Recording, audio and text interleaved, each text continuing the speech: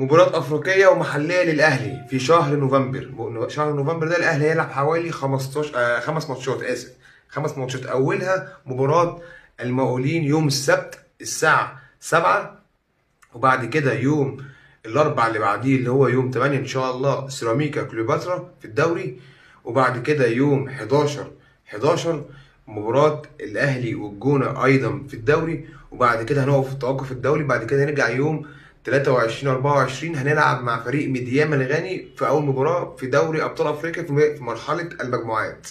يوم 23 و24 نوفمبر هنلعب مع فريق ميدياما الغاني في أول مباراة في دوري المجموعات لدوري أبطال أفريقيا.